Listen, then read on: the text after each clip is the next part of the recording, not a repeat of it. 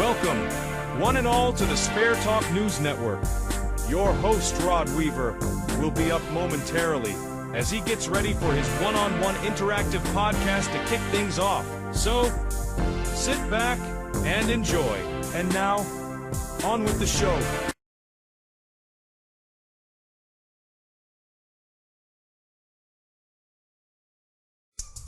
Welcome back to the show, everyone. It's great to have you with us. And a special welcome back to a returning guest, a good friend, and someone whose insights into the world of bowling I always appreciate, Howard. Howard, it's a pleasure. Rod, it's always good to be here. Thanks for having me back. I always enjoy our conversations, especially when we get to dive deep into the nuances of the game. Absolutely. And today, we're tackling something that's always fascinated me, something I've seen play out in countless matches, whether it's 10 pins or my beloved duck pins. We're talking about momentum. You know, that intangible, almost mythical force that seems to propel some athletes to incredible heights, sometimes for weeks on end. Oh, momentum. It's absolutely real, Rod, even if you can't exactly put your finger on it. It's that feeling, that undeniable wave of confidence and performance that just seems to carry a player. I've seen it so many times on the 10-pin tour, it's almost spooky how consistently it manifests. Spooky is a good word for it, because when you think about the sheer talent pool, right, whether it's the PBA or the Duck Pin Pro Tour, you've got hundreds, if not thousands, of incredibly skilled bowlers all vying for those top spots, every one of them capable of winning on any given day. And yet, every now and then, you'd see a player on ABC's Wide World of Sports or later on ESPN, and they'd be in the championship match one week, and then, impossibly, they're there again the next week, sometimes even winning back-to-back. It just defies the odds, doesn't it? It absolutely does. You look at the averages, the statistics, the sheer number of variables in a single game of bowling, lane conditions, oil patterns, pin carry, let alone an entire tournament. And for someone to consistently perform at that peak level week after week, it's a testament to something beyond just pure mechanical skill. It's almost like a mental and physical alignment that just clicks into place, a sort of synchronized flow. Exactly. I mean, I've followed duck pins more closely over the decades, and I distinctly remember one bowler, Barry Egolf. Barry was a really good bowler, no doubt about it, consistently in the money, making cuts. But he only won 2 tour stops in his career, and get this, they were in back-to-back events. 2 wins, back-to-back. The chances of that, especially with the level of competition, are just astronomically low. It just screams momentum, doesn't it? That's a perfect example, Rod, and it highlights how powerful that initial breakthrough can be. Once they get that first win, or even just a deep run, that mental barrier is broken. Suddenly they're not just hoping to win, they expect to. They see themselves as a winner. And that expectation, that deep-seated confidence, it translates directly into their physical game. Their body just follows what their mind believes is possible. It's funny because when you think about the technical definition of momentum in physics, it's about mass in motion, right? An inanimate object gaining inertia. Once it starts rolling, it wants to keep rolling. And there seems to be this incredible parallel between that physical concept and what we see in animate objects, in people. Like once they get rolling, whether it's psychologically or physically, it's incredibly hard to stop them. That's a brilliant analogy, Rod, because it really does feel like inertia. A bowler gets into a rhythm, they start hitting their marks consistently, the pins fall their way, they get good breaks, the lucky trips, the messengers, and that positive feedback loop just keeps building. Each successful shot fuels the next, and it becomes a self-fulfilling prophecy of sorts. It's not just confidence, it's an entire system working in perfect harmony, almost effortlessly. It's like the lane is suddenly their friend, welcoming the ball every time. So speaking of that, you've seen a lot of the 10-pin greats. Can you recall any instances similar to Barry Egolf, where a PBA pro just caught fire and rode that wave for an extended period, perhaps even through a moment of extreme adversity? Oh, absolutely. Too many to count, really, but one that always sticks out in my mind because it followed such a dramatic and painful moment was Del Ballard Jr. Now, people might remember him best for that infamous gutter ball against Pete Weber in the 1991 Tournament of Champions. It was the absolute final ball, needing just a few pins to win a major title, and it went right into the gutter.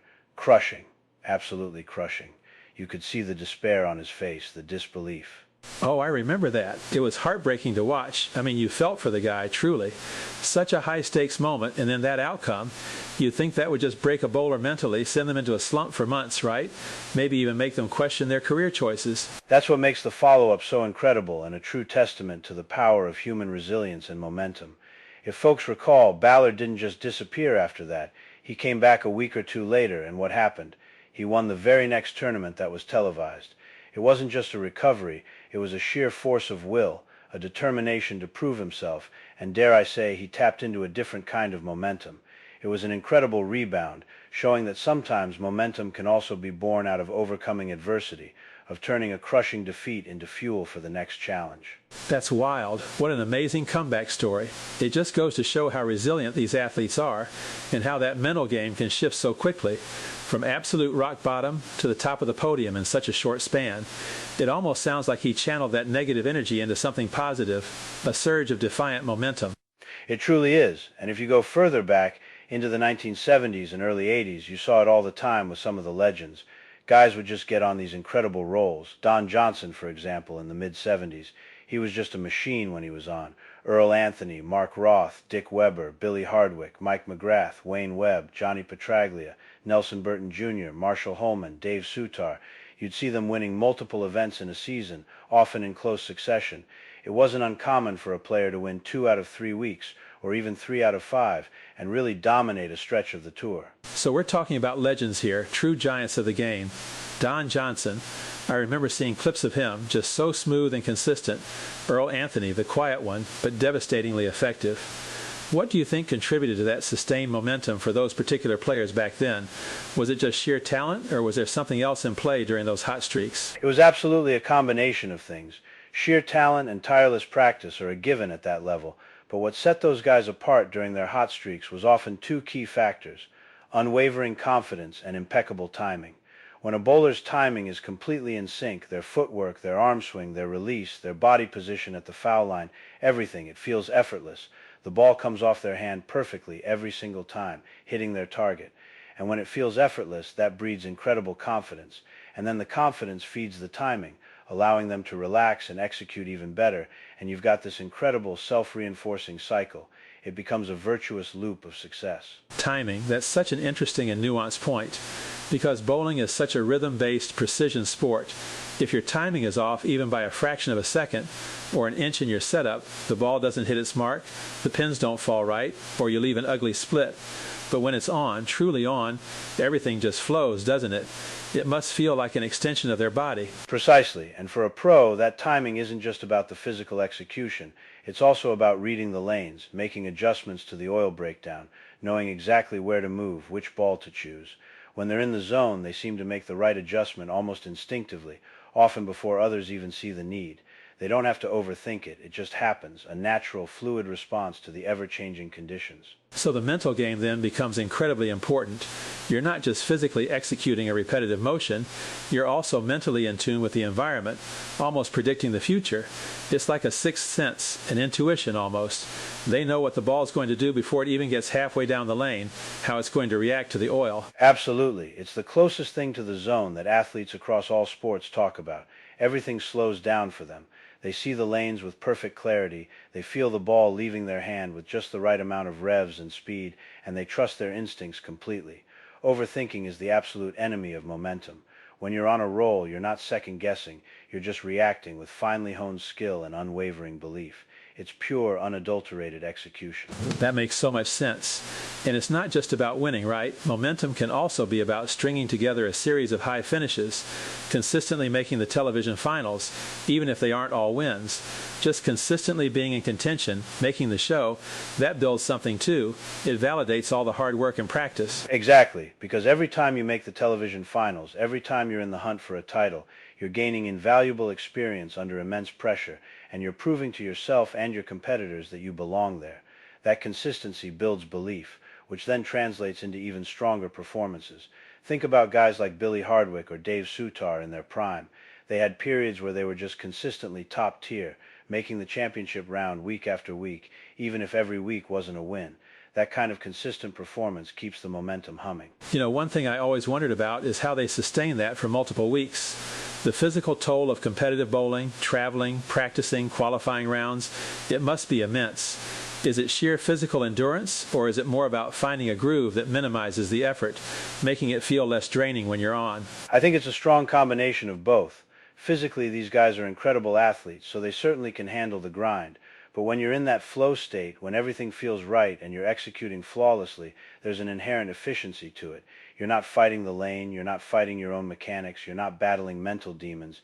It feels smoother, almost effortless, which in turn significantly reduces both physical and mental fatigue. So it becomes not only easier to maintain over time, but it actually fuels them. Success breeds energy. That's a great point. It's like the universe is aligning for them in a way. The mental, the physical, the lane conditions, even the pin carry, the way the pins explode, everything just seems to be going their way, almost as if luck is a byproduct of momentum. Have you ever seen a situation where a bowler lost momentum dramatically, almost inexplicably, after being on a major roll? Oh, absolutely. It can disappear as quickly as it arrives, sometimes in the blink of an eye. A bad break on a crucial shot, a missed spare at a critical moment that shatters confidence, an inexplicable change in lane conditions they can't adapt to quickly enough, or sometimes, and this is usually the biggest killer, simply overthinking. That's when the mental game breaks down. Once doubt creeps in, that effortless flow is gone, and they start trying to force things, to muscle the ball, to manipulate it, which rarely works at that elite level. It's like trying to grab water. The harder you try, the more it slips away. So it's a fragile thing then, this momentum. You build it, you cherish it, you try to protect it, but you also have to be incredibly careful not to overanalyze it or put too much pressure on it, otherwise you risk breaking it. Extremely fragile. It's like trying to hold on to smoke, as the saying goes. You can feel it, you know it's there, but you can't grasp it too tightly. The pros who could sustain it for long periods were often those who had an incredible ability to stay in the present moment, to trust their shot, and to not let past mistakes or future expectations derail them. They truly embraced the one shot at a time mentality. That sounds like a profound lesson for life, not just bowling, doesn't it? Being in the moment, trusting your process, letting things flow. It's incredible how much we can learn from watching these athletes perform at their peak and how much their mental game dictates their physical outcomes. It truly is. The parallels between high-level sports performance and broader life lessons are always striking. Momentum, in a way, is simply sustained optimal performance driven by a deep combination of skill, unwavering confidence, impeccable timing, and robust mental fortitude. And when you see it happen, when a bowler is truly riding that wave, it's truly a sight to behold, a beautiful display of human potential. It really is. And it makes watching these tournaments so much more thrilling when you know a player is on that kind of run. You almost expect the incredible, the impossible to happen. Howard, this has been such a fascinating dive into something we often talk about in sports, but rarely truly dissect in this way. Thank you so much for sharing your invaluable insights and those fantastic historical examples. My pleasure, Rod. Always a good time exploring these topics with you. Keep an eye out for those hot streaks, everyone. They're a joy to witness and a lesson in themselves. We certainly will. And that's all the time we have for today on the show. A big thank you to Howard for joining us and to all of you for listening. Until next time, keep those balls rolling and hopefully that momentum going your way in bowling and in life.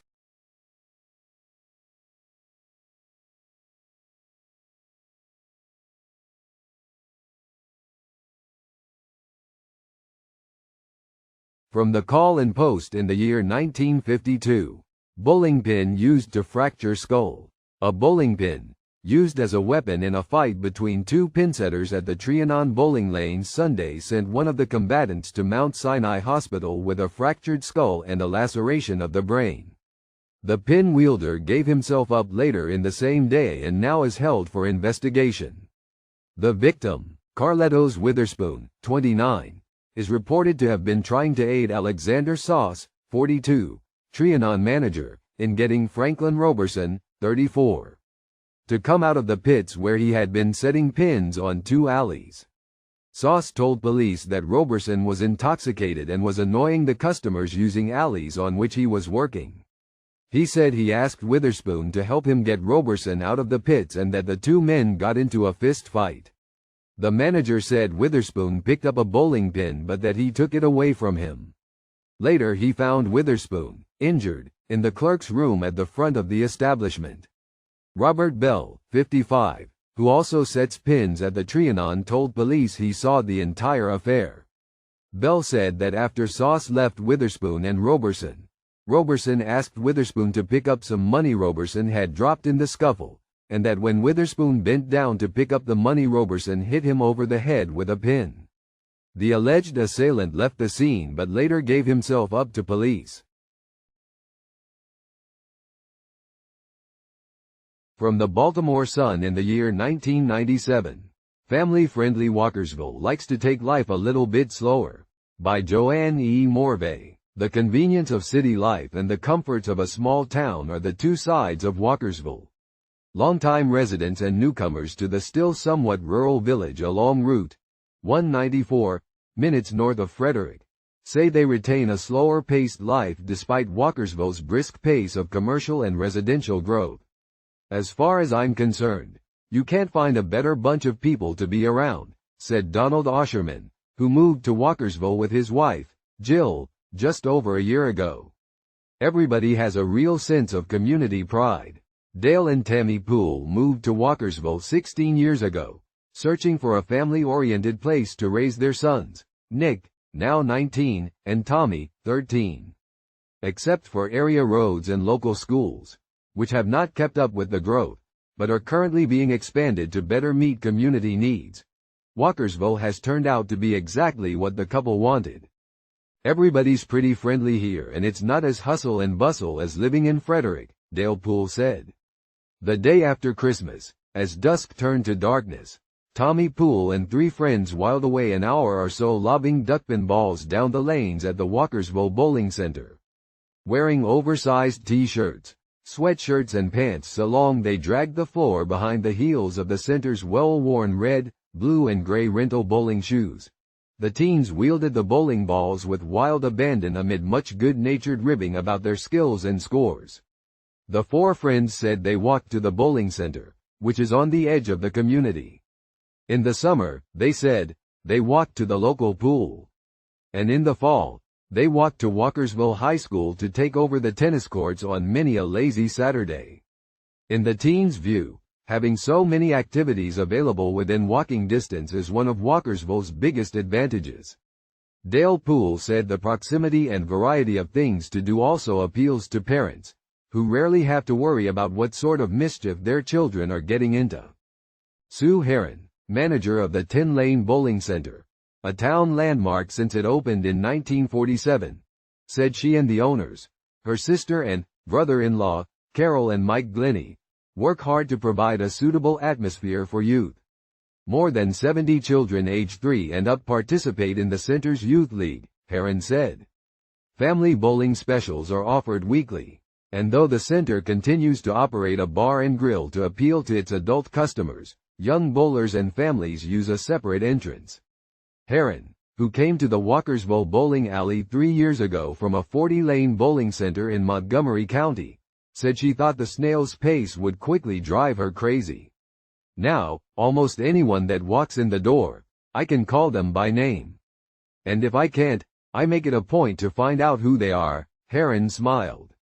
Realtor Joan LaPera, with RE/MAX Realty Plus in Frederick, said Walkersville's friendly neighborhood atmosphere makes it one of the most sought-after places to live in Frederick County.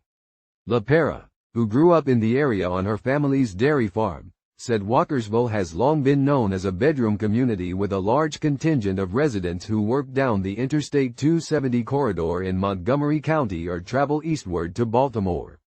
The difference in Walkersville is that parents still manage to find time to become involved in community activities, LaPera said. The people that come here truly feel family is important. The drive they make each day is a sacrifice they're willing to make to have their children grow up in what they feel is a safe community that offers a good quality of life. The village's historic center, loosely bound by Main Street, Pennsylvania Avenue and East Frederick Street, offers a number of historic homes complete with Victorian turrets, garrets and large front porches. LaPera said these homes range in price from $175,000 to $250,000 and usually sell within 6 months to a year of coming on the market. Walkersville's newer subdivisions, many built on the dairy farms which used to dominate the area, flank Route 194 and offer everything from condominiums and townhouses, priced at $75,000 and up, to single-family homes starting at $130,000. In developments like Deerflight, which offers larger homes on lots of 1/3 acre or more, prices typically hover in the $190,000 to $250,000 range, LaPera said. Donald and Jill Osherman, relative newcomers, said the variety of housing available in Walkersville was another factor in the community's appeal. Osherman said she and her husband often joke about moving to a condominium in their subdivision as they age. And with a 124-bed extended care facility being built just down the road along Route 194, the couple tease that they'll move there when they can no longer adequately care for each other on their own. Glade Valley Nursing and Rehabilitation Center, expected to open this fall, is one of many economic development projects Walkersville has watched come to fruition over the past decade or so.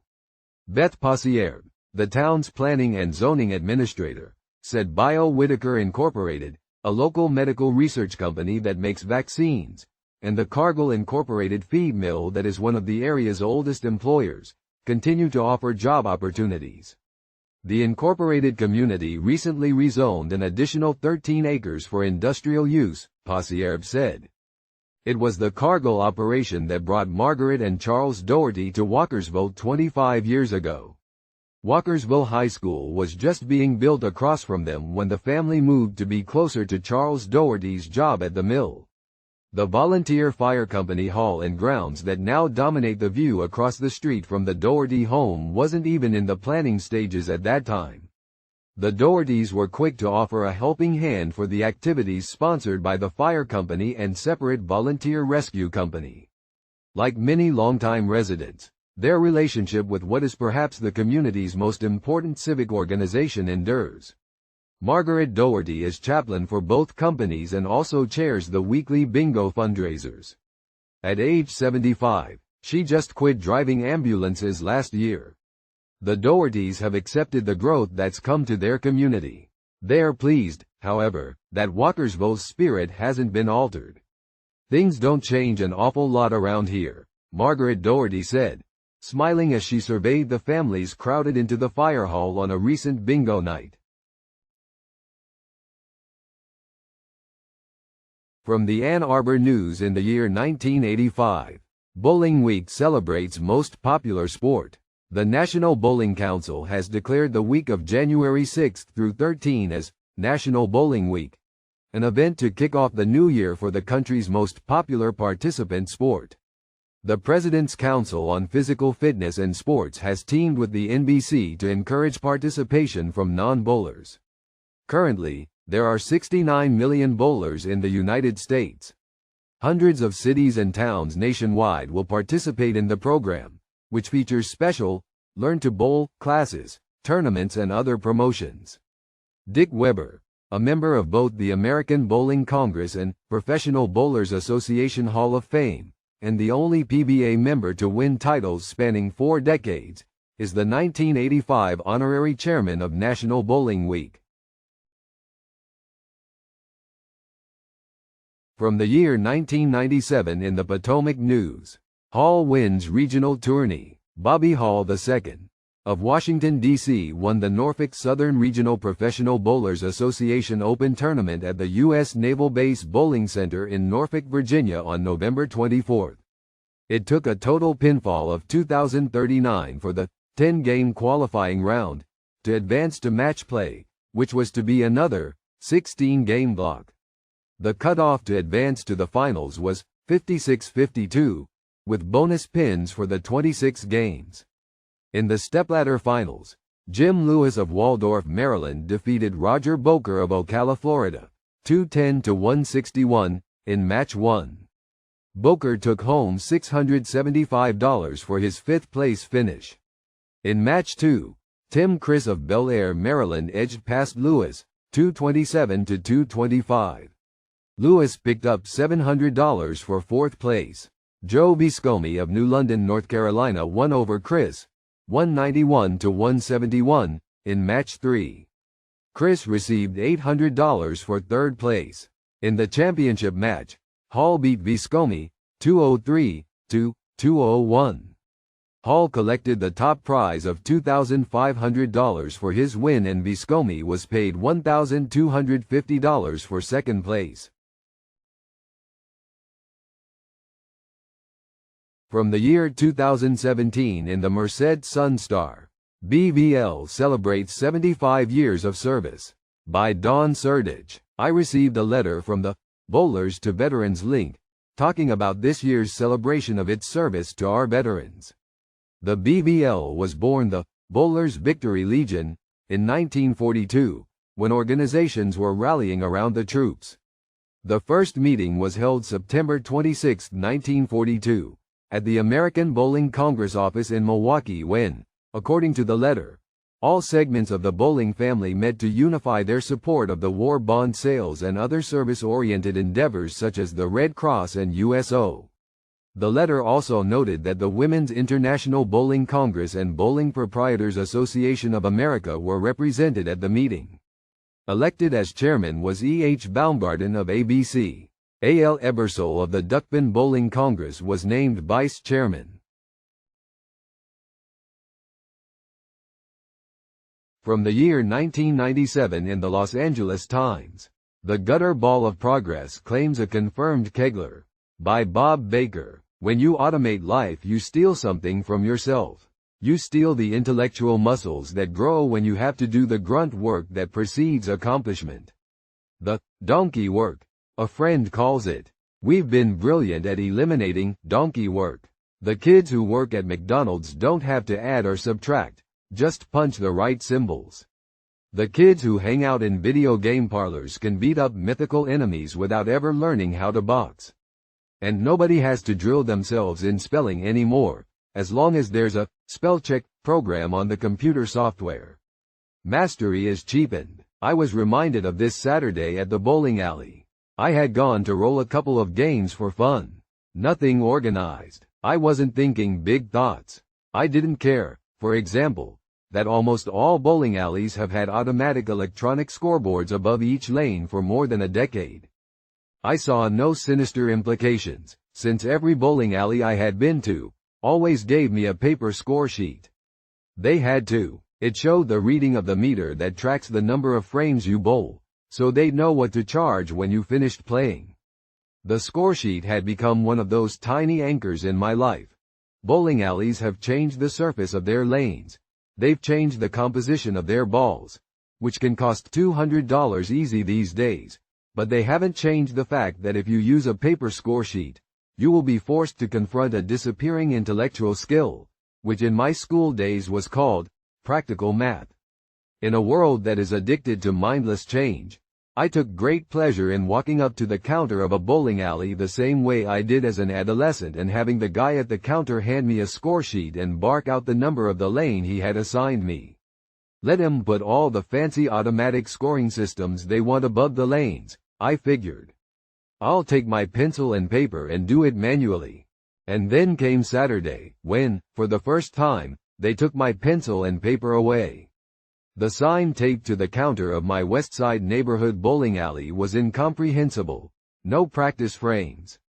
Pay in advance. No practice frame? Everybody takes a practice frame before they start to keep score. Sometimes you make it an optional practice frame. If you get a strike or spare, you count it. But to just start bowling cold is so cold. Equally confusing was the notion of paying in advance. How'd I know how many games I want to bowl?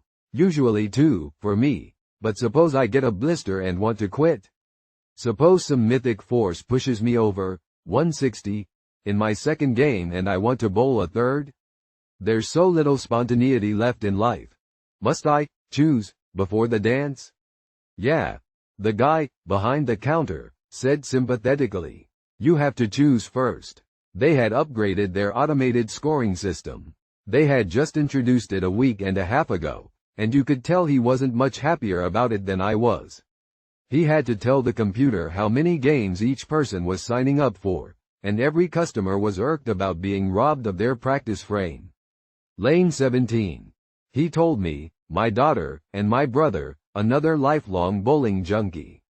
At this point, the guy behind the counter was supposed to hand me my score sheet. He didn't. We don't use them anymore, he said.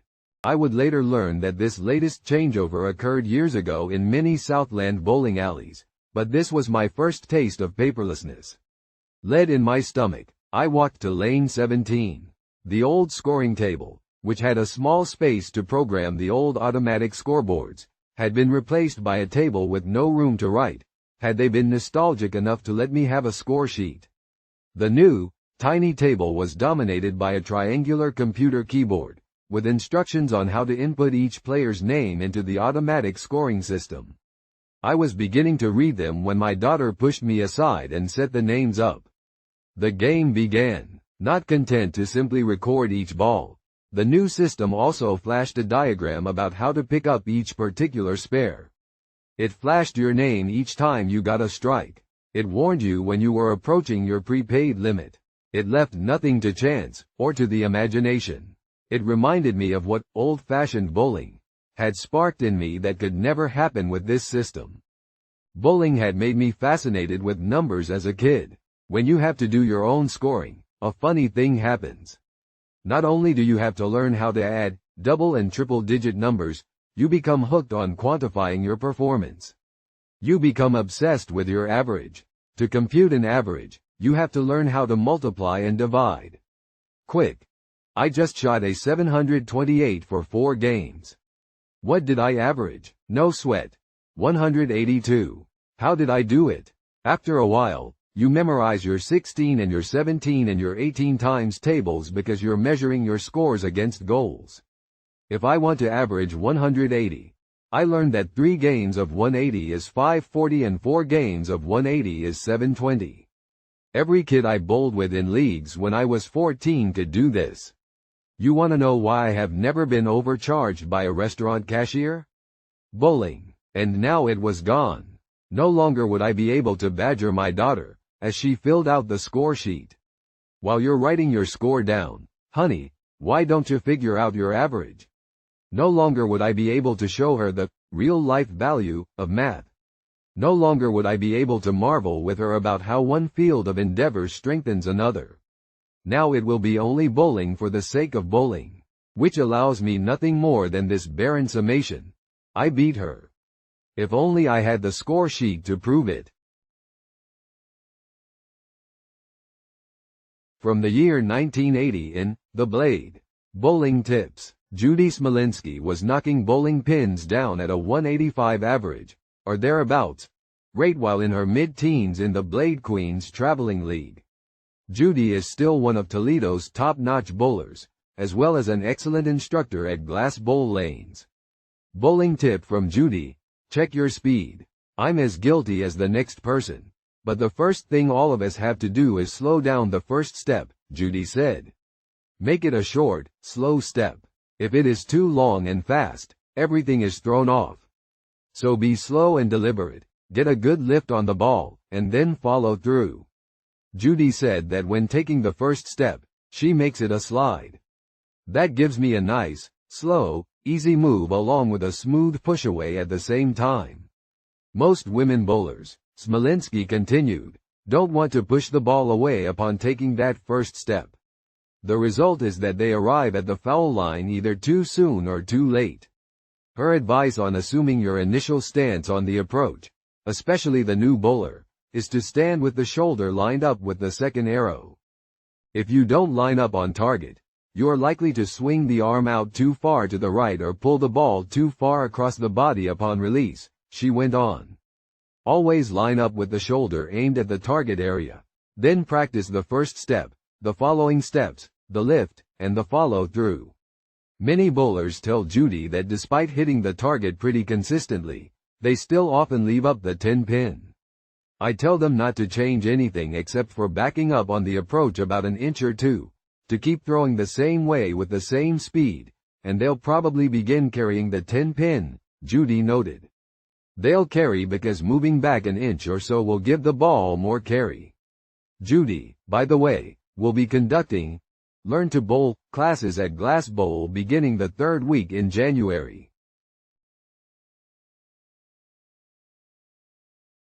From the Tampa Tribune in the year 2003. Businessmen Put Customers Above Profit Margins. By Lori Jewell. Before there was Ed, a television series about a bowling alley owner who operates a law practice from his lanes, there was Louis Backlany. Backlany opened the first bowling alley in Dade City around 1950, a few years after starting the San Ann Grocery. Most of his bowlers came from Brooksville, so Backlany created Louis' Bowling Center there, a combination of 14 lanes, 8 pool tables, and an adjoining meat market. The center was Hernando County's only bowling outlet for about 18 years. Backlany sold his Dade City lanes to his friend and brother-in-law, John Bill Nally. Nally operated the small bowling alley on Meridian Avenue for a few years, but found his business calling with the city market, a small grocery and meat shop he opened a few blocks west in 1963. Together, Backlany and Nally developed reputations as hardworking, honorable businessmen who put customers above profit margins. The men died within a week of each other last month. Backlany, 87, on December 6 of heart complications and other ailments, and Nally, 76, on December 15 of a suspected heart attack. Backlany sold his Brooksville bowling alley years ago to his daughter, Charlene Pitts, and her husband Ronnie, who continued to operate it under its original name.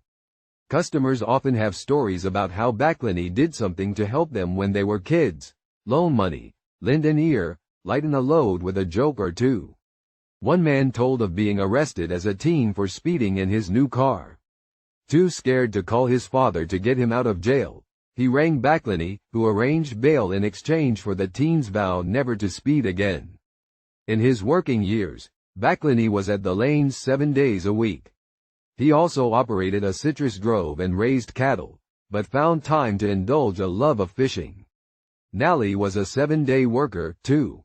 His hobbies were the store, his customers, and rooting for the Tampa Bay Buccaneers.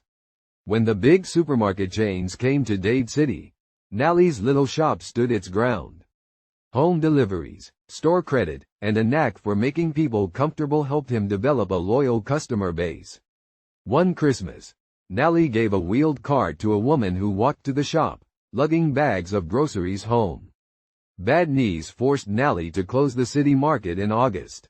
He hoped, until the end, to get his legs in working order so he could return to his customers.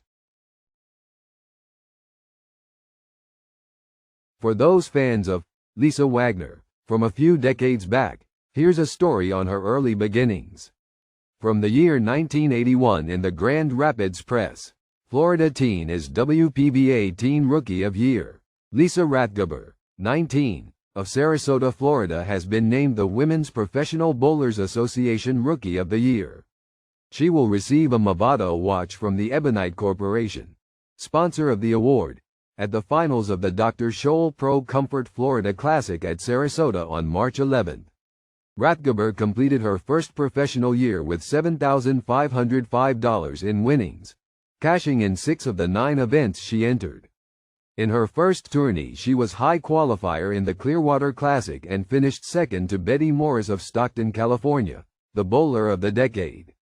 By the end of 1980, Rathgeber topped 2 more WPBA tournaments going into the TV stepladder finals, but lost to Pam Buckner in both events. Buckner, of Reno, finished the year with the high average of 214.5. Lisa was 10th with a 205.5. Another tour newcomer, Alita Zapetsky of Detroit, cashed in 2 of her 5 events. Well, I guess we've come to the end and we'll be wrapping it up for today. Thanks for stopping by and tuning in. As usual, if you haven't already done so and would like to be notified when future videos become available and are published, feel free to hit the subscribe button in the lower right corner of the videos or YouTube video screen. Have a great week, and I look forward to seeing everyone on the upcoming Thursday or Friday. Take care.